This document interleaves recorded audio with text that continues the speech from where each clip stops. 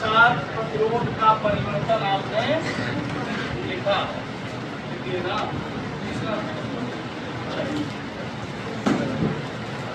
आगे हम लोगों को पढ़ना है पूरा सर अभी हमने टेम्परेचर का वेरिएशन निकाला था।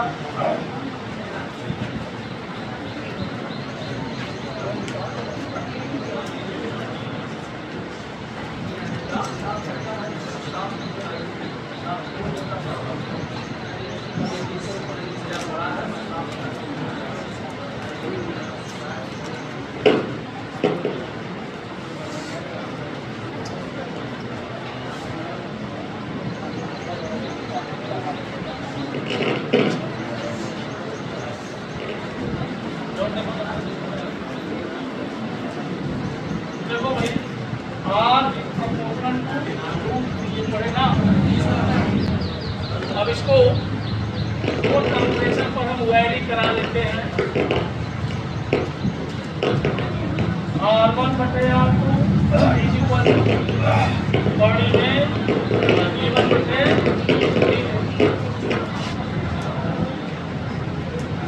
यहाँ तक प्रॉब्लम नहीं किसी को। अब फॉर्मूला ऐसा प्राप्त करेंगे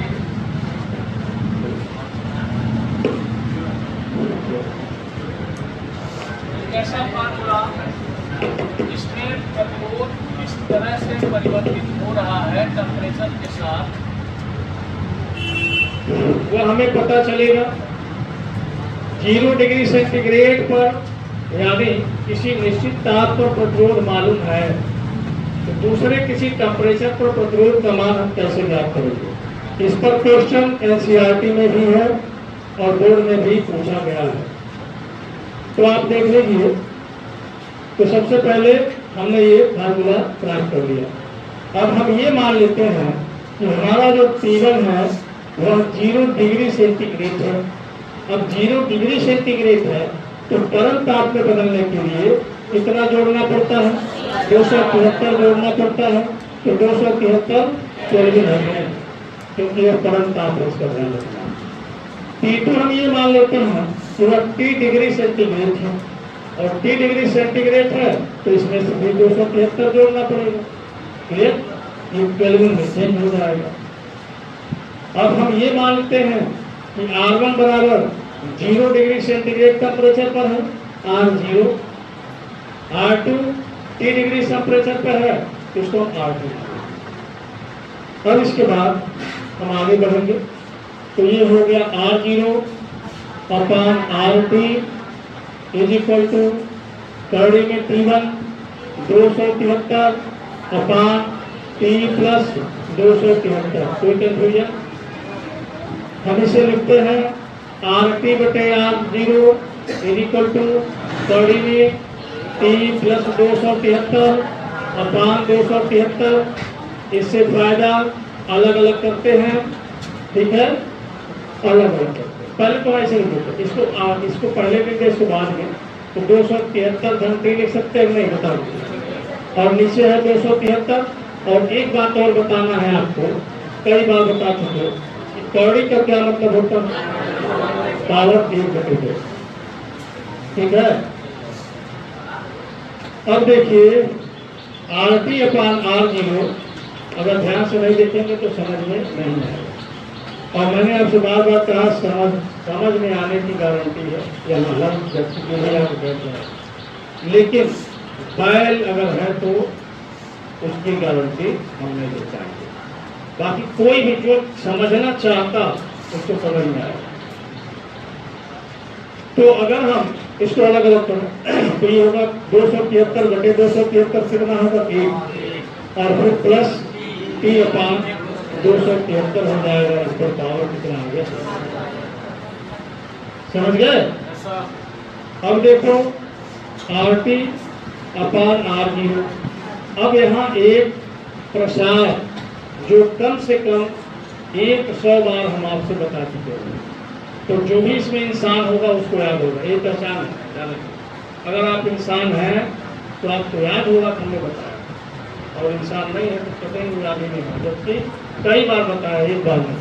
और ये मैं बार बार कहते हुए बताया हूं कि इसकी जरूरत फिजिक्स में बार बार आएगी, अभी और आएगी। 1 plus X to the power n is equal to 1 plus mx। ये कब लागू होता है जब x का मान 1 से बड़ा है। बताया था कि नहीं बताया था? कई बार बताया, एक बार। अब आगे जब बढ़ेंगे तो यार p/273 है कि नहीं है?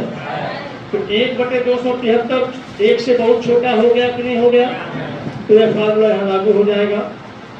1/2 p/273 हो गया कि नहीं हो गया? अब हम इस RT को उधर ले जाओ, R0 हो गया, और 1/546 इंटू Q क्लियर हो गया। आगे बढ़ते हैं तो 1/546 के जगह पर ऊपर उतार लिए थे ना, तो क्या करो अंदर को बैठते,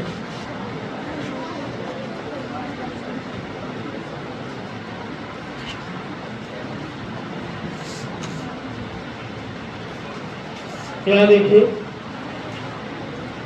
RT is equal to R0 और 1/546 कांस्टेंट है, उसको हम अल्फा मान लेते हैं। तो हमें रेजिस्टेंस के लिए एक फार्मूला मिल जाता है। ये कैसा फार्मूला है कि अगर हमें R 0 डिग्री सेंटीग्रेड पर प्रतिरोध मालूम है तो किसी भी दिए हुए टेम्परेचर पर प्रतिरोध का मान ज्ञात कर सकते हैं, जबकि अल्फा यानी प्रतिरोध ताप गुणांक उस पदार्थ का प्रतिरोध ताप गुणांक ज्ञात हो। आगे लिख देंगे जहाँ अल्फा प्रतिरोध ताप गुणांक कहलाता है। ठीक है, अल्फा का मात्रक और बीमी सूत्र जिसे आएगा वो हाथ उठाएगा।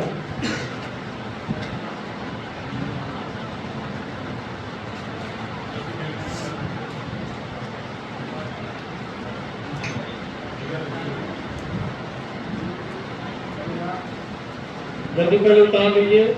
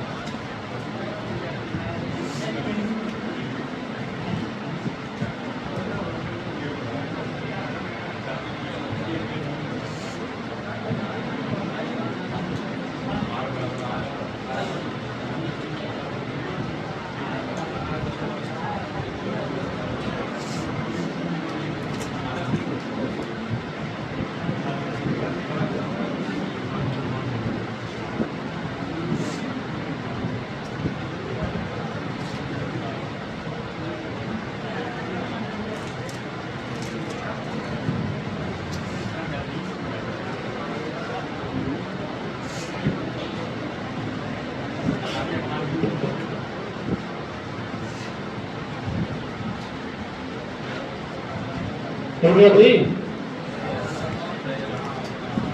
तो अल्फा का मात्रक और बीमी सूत्र कैसे निकलेगा?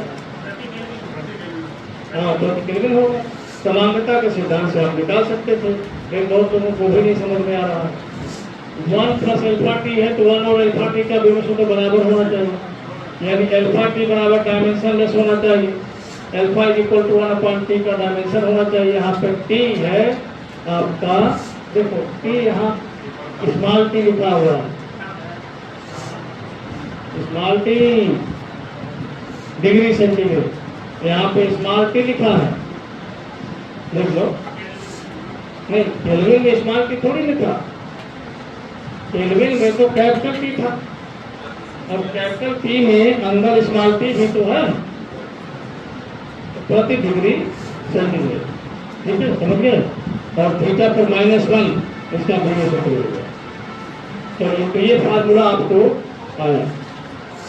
इसके बाद थोड़ा सा हम इसको मिटाएं और आगे कुछ और बताएं आपको। एक तापमापी पढ़ाई जाती है, प्रतिरोध प्लेटिनम प्रतिरोध तापमापी। और उसमें प्रतिरोध ज्ञात करने का जो फार्मूला है कुछ इसी तरह का है। अब कुछ अलग से कुछ बता रहे हैं जो फिजिक्स की खासियत है, देखिए ध्यान से। सबसे पहले दाब प्रसार गुणांक ध्यान दीजिएगा। दाब प्रसार गुणांक, इसे लिखना नहीं है, केवल देखना है। दाब प्रसार गुणांक अगर बीटा है तो दाब का भी ऐसे ही फार्मूला बन जाता है 1 + बीटा टी। देख लो, सेम फार्मूला बना जैसे प्रतिरोध का बना। आयतन का भी ऐसे ही फार्मूला बन जाता है, क्या? Vt = V0 1 + gamma T. याद आ रहा है आपको? इसी तरह से ध्यान दीजिएगा, ऐसे ही फार्मूला बन जाता है लंबाई की, और उसी फार्मूले पर रेखीय प्रसार गुणांक के फार्मूले पर पारा तापमापी कार्य करता है। जो तापमापी देखे पारा वाला, जिसे बुखार मापते हैं, जो मैनुअल टाइप का होता है, उसका क्या फार्मूला है? उसका फार्मूला ये है LT = L0 1 + अल्फा टी, जहाँ अल्फा रेखीय प्रसार गुणांक है, यहाँ बीटा ताप प्रसार गुणांक है, क्षेत्रीय प्रसार गुणांक नहीं है। और क्षेत्रफल का भी ये फार्मूला चलता है AT = A0 1 + बीटा टी, जबकि यहाँ बीटा क्षेत्रीय प्रसार गुणांक है। और जब हमने तापी प्रसार पढ़ाया था तो ये सारी बातों को हमने वहीं बता दिया, ठीक है? तो अब देखो, जब एकदम प्रतिरोध तापमापी होती है, तापमापी का नाम लेकर भी आपके NCERT की एक्सरसाइज में सवाल दिया हुआ है, आप पढ़ के देखिए। तो अब उस तापमापी का फार्मूला क्या बनेगा? यहाँ से लोग फार्मूला बनाते हैं। यहाँ से अल्फा का मान निकालेंगे। सबसे पहले देखो तो RT - R0, ध्यान देना, RT - R0 कैसे हुआ है समझना। तो ऐसे देखो, R0 + अल्फा R0t होगा कि नहीं होगा? अब RT - R0 होगा कि नहीं, आप तो बताओ। अपान R0 × t अल्फा होगा कि नहीं, बताओ। होगा ना? अब हम क्या करते हैं, या T कोई भी टेम्परेचर है, T क्या है? कोई भी टेम्परेचर है। अब हम क्या करते हैं कि कुछ मानक ताप को ले लेते हैं जो हमें पहले से पता है, जिन्हें मापने की जरूरत ना पड़े। हमने पानी ले लिया और पानी को गर्म करना शुरू कर दिया, पानी बॉयल होने लगा, तो उसका टेम्परेचर कितना? क्या मापने की जरूरत है? जल्दी बोलो। हाँ, तो ये टेम्परेचर मापने की जरूरत नहीं है। तो अब अगर हम 100 डिग्री टेम्परेचर लेते हैं तो T की जगह पे क्या होगा? 100 R100 - R0 अपान R0 पूरे T की जगह पर क्या है? 100। कुछ बात समझ में आया कि नहीं आया? क्लियर हो गया? बोलो, कोई कंफ्यूजन किसी को? तो दोनों ही किसके मान हैं? जल्दी बोलो, ये दोनों किसके मान हैं? तो आपस में बराबर होंगे कि नहीं होंगे? तो बराबर कर लीजिए, फिर देखिए क्या होता है। जो फार्मूला भी मिलता है आपको। अब ये हो गया RT - R0 अपान R0 × T बराबर R100 - R0 अपान RT R0 × 100। अब समझे कि नहीं समझे? R0 से R0 हमें T चाहिए, T = RT - R0 अपान R100 - R0 और × 100। ये है वह फार्मूला जिसकी सहायता से प्लेटिनम प्रतिरोध तापमापी में ताप का मान ज्ञात किया जाता है, ताप का मापन। और इस पर सवाल भी आपसे पूछा जाएगा, तो जल्दी से कर जाइए इसको।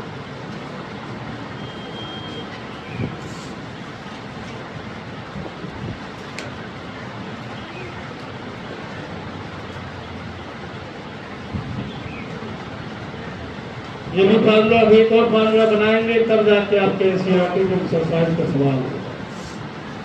ठीक है, तो हमने आपको पहले बता दिया था कि हमें छोड़ना कुछ नहीं है, बस आपको क्या चाहिए वो आप इतना तय कीजिए, वो सही है वो भी हम बताएंगे। छोड़ेंगे अगर आप भी तो आप भी सफल नहीं होंगे, लेकिन छोड़ना किसी भी दशा में ठीक नहीं है, समझना ही एक विकल्प है। क्लियर?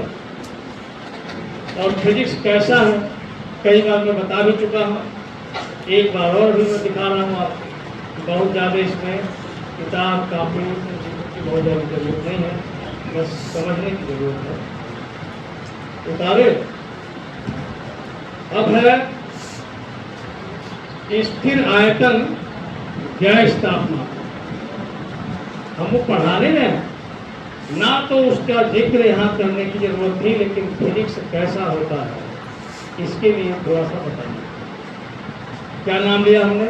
स्थिर आयतन गैस तापमान। वो ऐसी तापमापी होती है जिसमें आयतन को स्थिर रखा जाता है। आयतन को स्थिर रखते हुए, गैस के आयतन को स्थिर रखते हुए विभिन्न तापों पर दाब को मापा जाता है। और अब फार्मूला क्या बनेगा? तो मतलब क्या हुआ कि यहाँ पर प्लेटिनम प्रतिरोध तापमापी में तापमापक गुण क्या था? प्रतिरोध था। स्थिर आयतन गैस तापमापी में तापमापक गुण दाब है। तो फार्मूला क्या बनेगा आप बताइए, क्या बनेगा? Dt माइनस तो बाय हम नहीं बोल पाएंगे, RT 100 माइनस T0 बस डिग्री सेंटीग्रेड। अरे समझ में? तो अब इस फार्मूले के लिए अलग से थोड़ी ना आपको नाचना गाना थोड़ी ना, ये फार्मूला समझ गए तो अपने आप आ गया। इसे यहाँ लिखना नहीं है लेकिन समझना। अब आपको बताना कि जो पारा तापमापी होता है उसका फार्मूला क्या बनेगा। पारा तापमापी में कौन सा फार्मूला है जिसके द्वारा ताप का मापन किया जाता है? अब वहाँ हमें देखेंगे कि तापमापक गुण क्या है वहाँ पर। तो आप देखते हैं पारे की जो लंबाई है उसमें बढ़ना या घटना हो रहा है, यानी वहाँ तापमापक गुण है पारा स्तंभ की लंबाई। तापमापक गुण क्या है? पारा स्तंभ की लंबाई। तो वहाँ फार्मूला क्या बनेगा?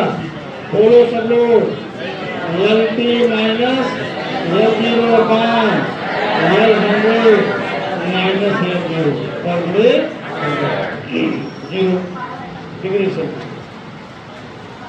तो समझ में आया कि नहीं आया? कुछ क्लियर हुआ कि फिजिक्स कैसा है? बोलो भाई जल्दी बताओ। ये अभी भी नहीं समझ पाए? नहीं समझ पाए? कैसा है? बोलो। सिमेट्रिकल है कि नहीं है? मतलब एक तरफ जान गए तो दूसरा अपने आप आ गया, लेकिन समझने के बाद रखने से नहीं चलेगा इसका जवाब। तो ऐसे ही सब कुछ है। तो इसीलिए जब आप समझना शुरू कर देते हैं तो इसमें डर खत्म हो जाता है। समझे ना? क्या खत्म होता है? डर खत्म होता है। कभी आपने पूरा आदमी देखा? पूरा आदमी कभी देखे? जल्दी बोलो, देखे? और आप कहोगे कि अभी देख रहे हैं। अगर अभी देख रहे हो तो किसी को भी देखो और ये देखो, सोचो कि क्या उसको पूरा देख रहे हो? देख रहे हो? किसी को भी आप पूरा देख रहे हो बता दीजिए। तो कभी भी किसी को आप पूरा नहीं देख सकते, किसी चीज को पूरा नहीं देख सकते। लेकिन जो पक्ष आपको दिखता है, दूसरा पक्ष आप इमेजिन कर लेते हो तो कंप्लीट आपको नजर आने लगता है। आप मन ही मन उसे कंप्लीट मान लेते हैं, दूसरे पक्ष को इमेजिन करते। और वह इमेजिनेशन केवल सिमेट्री की वजह से आप कर पाते हो, नहीं तो आप नहीं करते। तो सिमेट्री बहुत ही महत्वपूर्ण है। क्लियर हो गया? जहाँ सिमेट्री होती है वही सुंदरता होती है। इसीलिए फिजिक्स के सूत्र और जो सिद्धांत होते हैं सुंदर होते हैं, ये ध्यान में कहा। ये बात भी कई बार हमने बता दी, ठीक है? अब जैसे मान लो आपका एक कान इतना बड़ा, दूसरा इतना बड़ा हो, कैसा लगेगा? बोलो। तो आप जरा देखो कि जैसे एक कान बना है वैसे दूसरा है, जैसे एक आंख है वैसे दूसरी है, एक आंख ऐसे इतनी छोटी सी कितनी बड़ी है, कैसा लगेगा? तो सिमेट्री खत्म हो जा रही है ना। तो जो जितना ही सिमेट्रिकल रहेगा उतने ही सुंदर दिखेगा। चलिए कंप्लीट हो गया। अब दूसरा फार्मूला भी हम फिर बनाएंगे, तब जाकर काम करेंगे। एक और फार्मूला बनाएंगे। अब ये फार्मूला कहाँ काम आएगा और जो हम बनाने जा रहे हैं वो पहले अच्छी तरह से इसको समझ लीजिए। ये कहाँ काम आएगा? अब ये होगा जहाँ पर 0 डिग्री सेंटीग्रेड पर दिया हो प्रतिरोध, 100 डिग्री सेंटीग्रेड पर प्रतिरोध दिया हो, और समझ गए? तो और अज्ञात ताप पर प्रतिरोध दिया हो, आरटी कौन है? अज्ञात ताप वाला प्रतिरोध है, तब हम अज्ञात ताप का मान ला सकते हैं। यह सत्य है कि 100 डिग्री सेंटीग्रेड मालूम है और 0 डिग्री सेंटीग्रेड। लेकिन अगर कहीं ऐसा हो जाए कि हमें 2 रेजिस्टेंस मालूम है, एक आपका कोई भी टेम्परेचर 20 डिग्री पर मालूम हो जाए, एक 40 डिग्री पर मालूम हो जाए, अब आपका सोचो ना, क्योंकि अब तो ना 0 का मालूम है और ना ही 100 का मालूम है। अब दूसरे टेम्परेचर आ गए तब क्या करेंगे? तो उसके लिए फिर से हमें फार्मूला बनाना है, ठीक है? अब ऐसा सवाल कहाँ है? ऐसा सवाल बोर्ड परीक्षा में पूछा। ऐसा सवाल कहाँ है? तो आप अपना एनसीईआरटी बुक में पढ़िए। एक्सरसाइज में 2 सवाल दिए गए हैं लगातार, एक सवाल इसी पे बेस्ड है 100%। एनसीईआरटी बुक आए हैं, मिला किसी के पास भी नहीं है तो पढ़ने के बाद देख लेते ना, तो हमको अच्छा लगता है कि हाँ क्यों पढ़ना है, एक वजह मिल जाती। चलो फिलहाल हमने आपको बता दिया कि आपको इसे क्यों पढ़ना है। बोलो, अभी भी नहीं समझता क्यों पढ़ना है? आगे का फार्मूला क्यों पढ़ना है? क्योंकि आपको एनसीईआरटी की एक्सरसाइज भी करनी है, बोर्ड परीक्षा में सारे प्रश्नों को हल करना है, इसलिए वो अभी सूत्र जानना है। अब जिसे नहीं करना है उसको जानना है। तो बहुत से लोग ऐसे हैं जिन्हें नहीं करना है ना? बहुत से लोगों को नहीं करना है, तो नहीं करना है तो उनको ऐसा थोड़ी नहीं कि आज नहीं करेंगे तो खाना नहीं मिलेगा।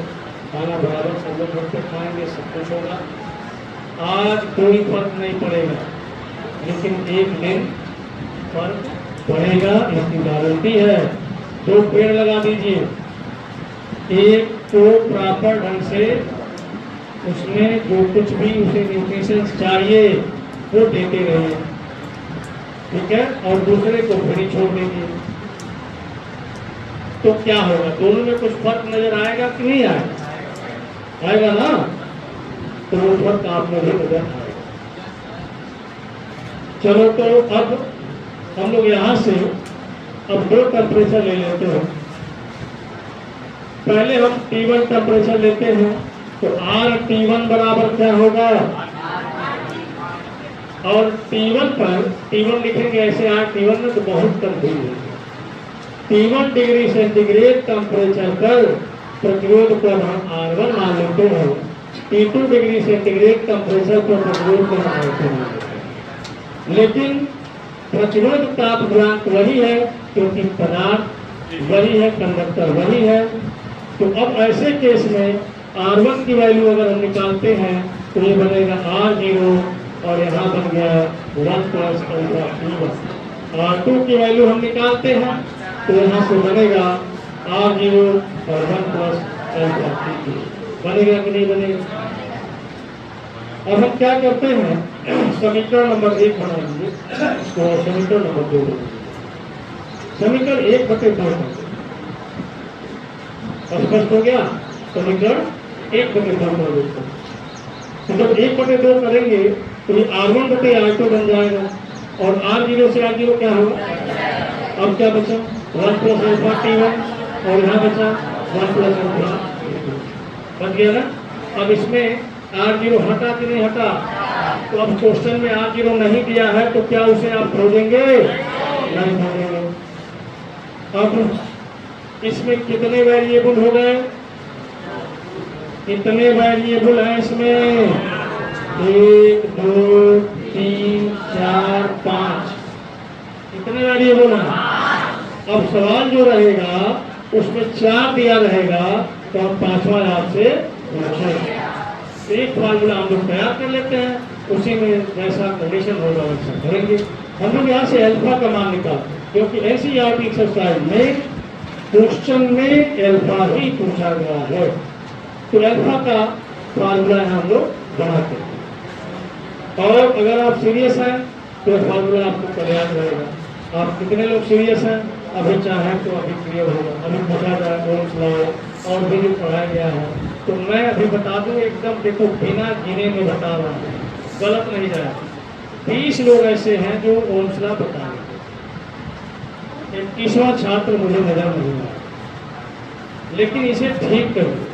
ये अफसोस की बात है, ये शर्म की बात है कि हम पूरा ठेका लेके बैठे हैं कि हम पढ़ा रहे हैं और पढ़ो, और हम पढ़ा चुके और ओम का नियम नहीं याद है। तो हमारे लिए भी शर्म की बात है, आपके लिए है नहीं, वो तो आप तय करें, लेकिन मेरे लिए है। तो थोड़ा सा सीरियस होइए।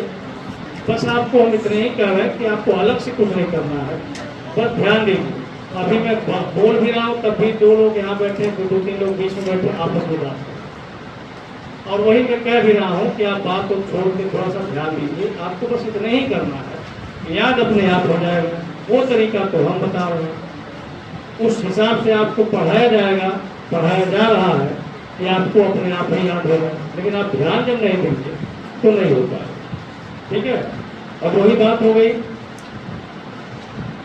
डॉक्टर की जरूरत किसको है? जो बीमार है। पैरासीटामॉल की जरूरत किसको होगी? किसी टैबलेट की जरूरत किसको होगी?